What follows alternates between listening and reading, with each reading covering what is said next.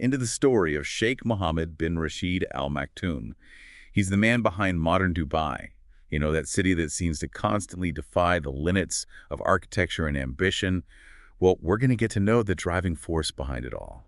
It's quite a story, right? From growing up in a rapidly changing Dubai to becoming this global figure shaping a city and a region. And get this, our primary source for this deep dive, his Wikipedia page. Okay, I know what you're thinking, but Wikipedia actually offers a pretty balanced perspective, especially for a public figure like Sheikh Mohammed. It's constantly being updated, with information from all sides, so it gives us a great starting point for our deep dive. So let's go back in time, all the way to 1949, Dubai. Sheikh Mohammed is born into a powerful family, of course. Third of four sons to the ruler at the time, Sheikh Rashid bin Said Al Maktoum. Imagine this, he grows up in this enormous household, like over 100 people. Staff, family, you name it. Quite a contrast to the smaller, nuclear families that are common in many parts of the world today. Yeah, and here's the kicker, no electricity. Wow. That's hard to imagine, especially considering what Dubai has become. I know, right? A city of lights. Literally, and he grew up without even a light switch. Makes you wonder how those early years, experiencing Dubai before its transformation, shaped his way of thinking. Definitely. That's a question worth pondering, isn't it? The impact of those formative years on his vision. Okay, so picture this. Little Sheikh Mohammed is only 4 years old when he starts getting private tutoring. Arabic and Islamic studies, laying that foundational knowledge. It highlights the importance of tradition and religion in the family. These early lessons probably stayed with him throughout his life. Right, and you can kind of see how those early influences might later weave their way into his leadership style and the values he emphasizes. And then, of course, he goes on to more formal schooling. Al Media School, Al Shab School, Dubai Secondary School. Pretty solid education, right? Seems like a well-rounded education, for sure. But then he ends up at the Bell Educational Trust's English Language School in the UK.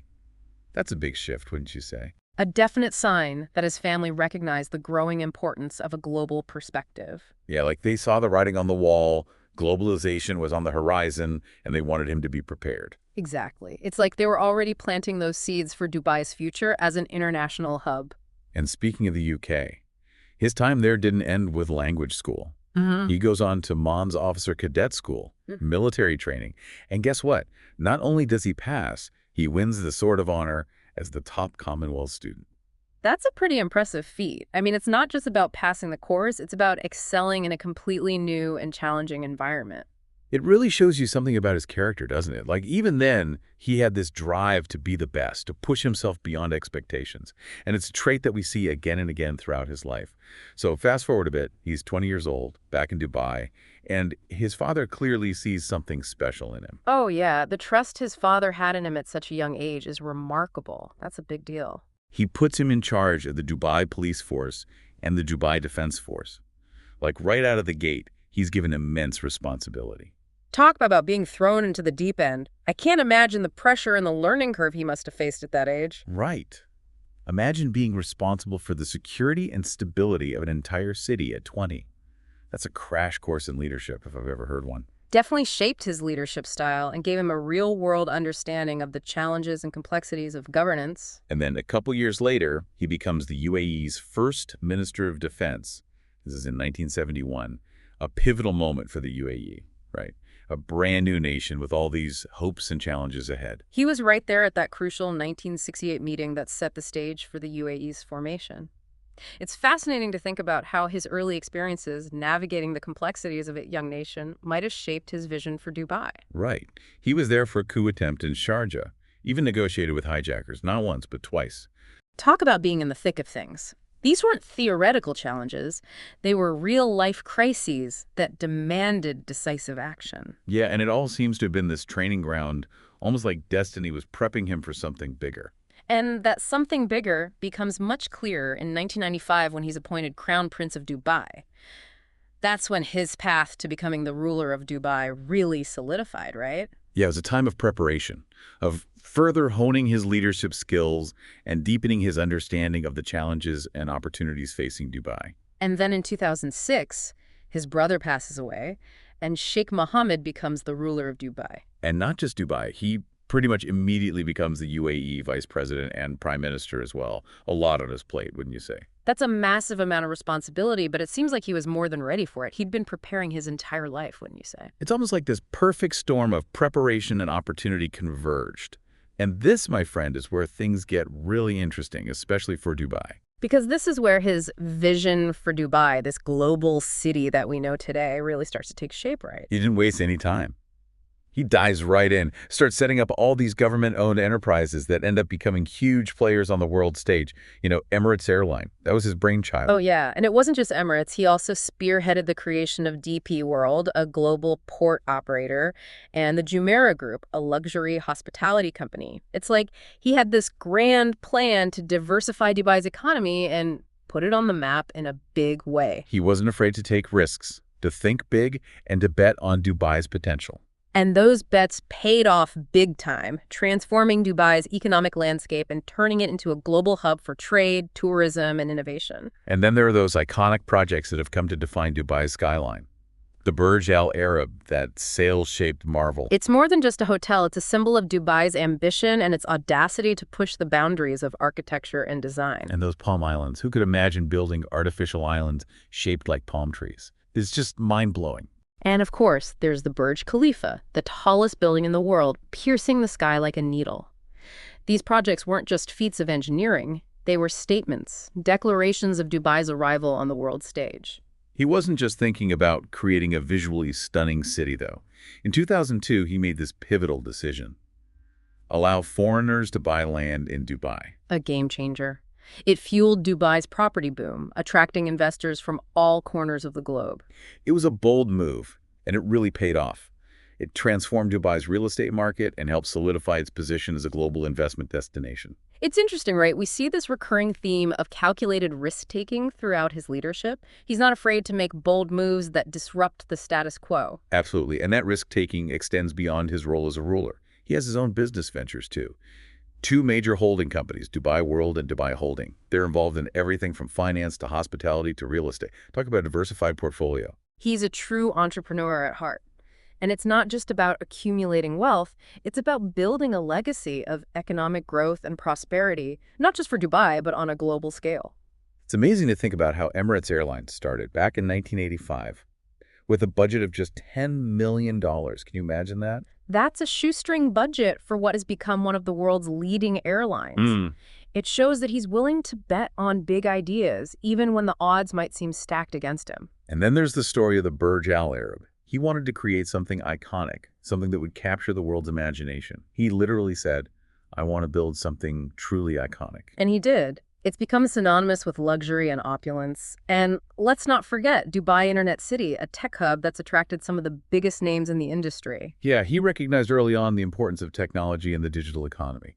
He saw the potential of Dubai becoming a global leader in that space. And to make Dubai Internet City even more attractive, he guaranteed media freedoms within the zone.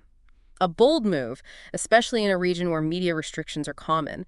It really set Dubai apart and helped attract top talent and investment. It was a strategic masterstroke that helped position Dubai as a forward-thinking, innovative hub. It shows his willingness to embrace new ideas, to challenge conventional thinking, and to create an environment where innovation can thrive. And it really paid off. I mean, Dubai Internet City is thriving and a testament to that vision.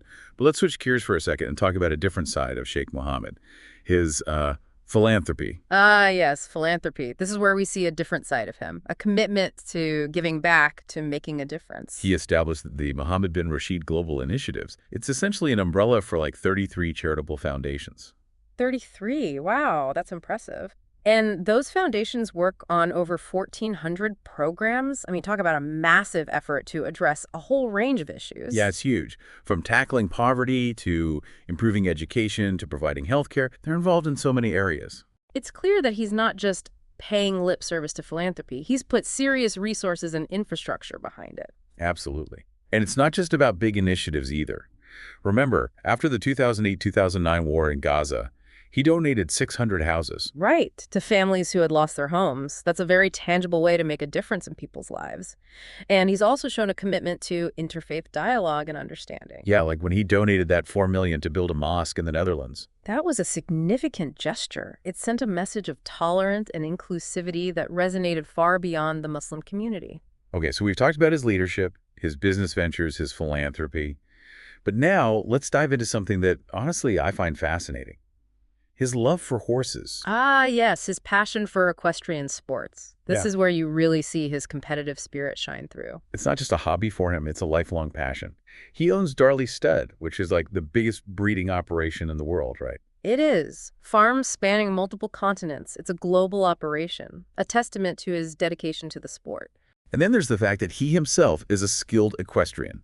He won the World Endurance Championship at 63. Can you imagine that? Riding 160 kilometers at that age, it's incredible. It really shows you his tenacity, his drive to push himself. That's a quality that seems to run through everything he does, whether it's leading a nation, building a global city, or competing on horseback.